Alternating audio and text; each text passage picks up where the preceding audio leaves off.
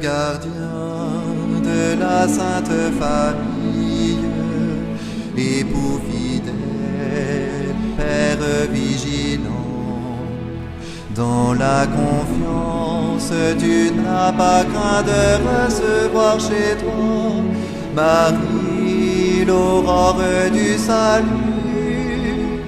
Nous t'honorons, glorieux Saint Joseph, notre soutien quotidien dans le labeur. Tu as veillé sur Jésus comme un père, oh veille sur nous et conduis-nous à lui.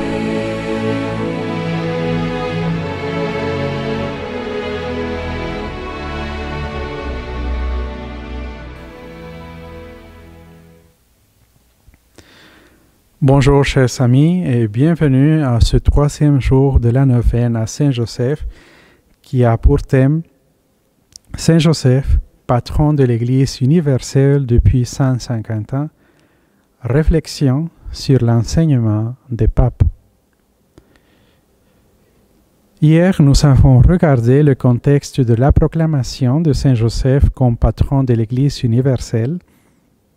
Et aujourd'hui, nous continuerons notre réflexion à partir de la lettre encyclique Quam Pluries du pape Léon XIII. Au nom du Père et du Fils et du Saint-Esprit. Amen.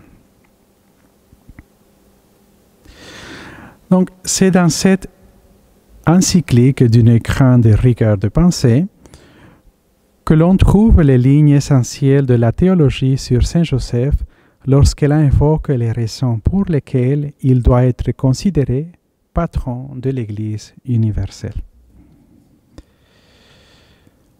La première raison évoquée par le pape est que Saint Joseph est l'époux de Marie et que, de ce fait, il est Père de Jésus qui est un bien de ce mariage. Dans ce texte, la vérité du mariage entre la Sainte Vierge Marie et Saint Joseph est hors de doute et conduit directement à la vérité de la paternité de Saint Joseph sur Jésus. Mariage et paternité sont deux réalités qui définissent les deux traits essentiels de la vocation divine de Saint Joseph. Il a été appelé à réaliser ces deux tâches voulues en elles-mêmes par Dieu avec leur valeur propre. Et c'est dans cette vocation-là que les autres grâces qu'il a reçues trouvent leur raison d'être. C'est en effet en elle que réside la raison ultime de sa dignité, de sa sainteté et de sa gloire. Le pape Léon XIII considère que le mariage avec la Sainte Vierge est la raison ultime de tout ce qui touche à la personne de Saint Joseph, parce que la vérité et la perfection de ce mariage exigent la participation à ses biens et, plus concrètement, au bien des enfants, bien que l'enfant Jésus ait été engendré virginalement. Le pape Léon XIII définit ce mariage comme la société et l'union la plus intime de toutes, qui entraîne par nature la communauté des biens entre l'un et l'autre conjoint. Aussi, en donnant Joseph de Nazareth pour époux à la Vierge Marie, Dieu lui donna non seulement un compagnon de vie, un témoin de sa virginité, un gardien de son honneur, mais encore, en vertu même du pacte conjugal, en participant à sa sublime dignité. Il est, de ce fait, le gardien légitime et naturel de la Sainte Famille. Dans ce sens, Léon XIII est ici dans la ligne de pensée de saint Ambroise et de saint Augustin, parfaitement formulée par le grand saint Thomas d'Aquin. Il y eut entre la Sainte Vierge Marie et Saint Joseph un mariage vrai et parfait, puisqu'en lui, il y eut l'union sponsale de leurs esprits. Il ne faut pas oublier que considérer l'union entre Joseph et Marie comme un vrai mariage se plie tout à fait au langage du Nouveau Testament, qui n'hésite pas à dire que Sainte Marie était la femme de Joseph. Il n'y a pas non plus d'ambiguïté concernant la virginité de Sainte Marie. Même dans les passages où elle est appelée épouse de Joseph, ni des citations à appeler Joseph le père de Jésus, ni à montrer qu'il agissait en tant que tel. Saint Joseph était un homme jeune, sans doute un peu plus âgé que la Sainte Vierge Marie, mais dans la plénitude de ses forces et de la vie. Le saint patriarche Saint Joseph n'était pas un vieillard, mais un homme jeune, fort, courageux, vivement attaché à la loyauté avec une grande force d'âme. L'évangile de Saint Matthieu n'emploie qu'un mot pour le définir. Juste. Joseph de Nazareth était un homme juste, un homme plein de toute vertu, comme cela convenait à qui devait être le protecteur de Dieu sur la terre. Et à la base de cette description, il y a la conviction que lorsque Dieu accorde la vocation, il donne les grâces nécessaires à celui qui en fait l'objet et que, de ce fait, il enrichit Saint Joseph de dons de la nature et de la grâce qui en firent un digne époux de la Sainte Vierge Marie et le chef de la Sainte Famille. Il est clair aussi que, d'une façon analogue au rôle de la Très Sainte Vierge, celui de Saint Joseph n'est pas quelque chose d'accidentel, mais une partie essentielle du plan divin du salut. Ainsi, chers amis, suivant les conseils des vicaires du Christ sur terre, les croyants devraient chercher à mieux comprendre le rôle de Saint Joseph dans le mystère de la rédemption et chercher à développer une relation plus intime et plus personnelle avec lui par la prière. Le but recherché est de se rapprocher de Saint Joseph dans la foi et dans l'amour.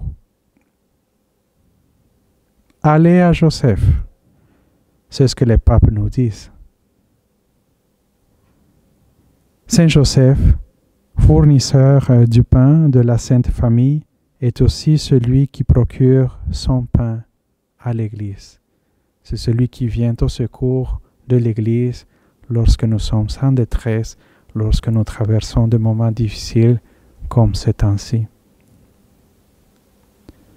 Du haut du ciel, il continue d'exercer sa paternité sur ceux et celles qui, avec le Christ, sont formant un même corps.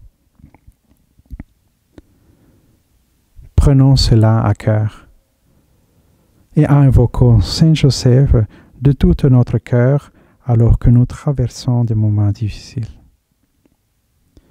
Donc voilà pour ce troisième jour de la neuvaine à Saint Joseph. Nous allons maintenant réciter la prière de ce troisième jour. Troisième jour, Saint Joseph, modèle de charité. Saint Joseph, tu as passé ta vie dans un climat d'amour généreux. Tu as aimé Marie qui devait mettre au monde le Fils de Dieu. Puis avec elle, tu as pris une part toute spéciale au plus bel acte d'amour dans l'histoire du monde, à la venue du Fils de Dieu au sein de l'humanité pour la sauver. Dieu, qui est amour, a vécu dans ta maison.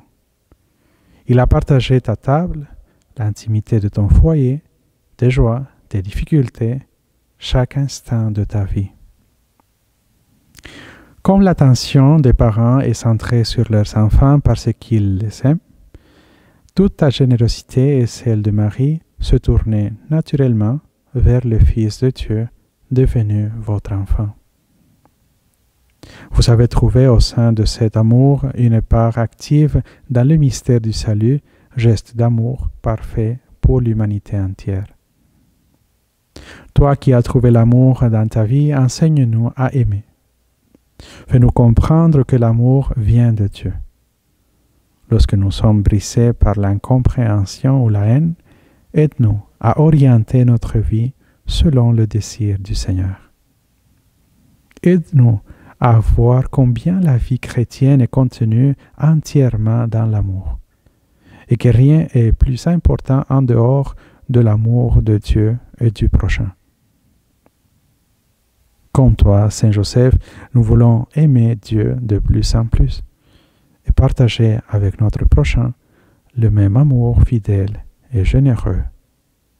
Amen. Maintenant, récitons ensemble la prière à Saint Joseph. Salut, gardien du Rédempteur, époux de la Vierge Marie. À toi, Dieu a confié son Fils. En toi, Marie a remis sa confiance. Avec toi, le Christ est devenu homme. Ô bienheureux Joseph, montre-toi aussi un Père pour nous et conduis-nous sur le chemin de la vie. Obtiens-nous grâce, miséricorde et courage, et défends-nous de tout mal. Amen. Le Seigneur soit avec vous. Et avec votre esprit. Et que Dieu Tout-Puissant vous bénisse, le Père, le Fils et le Saint-Esprit. Amen. Merci de votre attention et au plaisir de nous revoir demain pour le 4e jour de la neuvaine avec Père James Lee Valbro. Que Dieu vous bénisse. Bonne journée.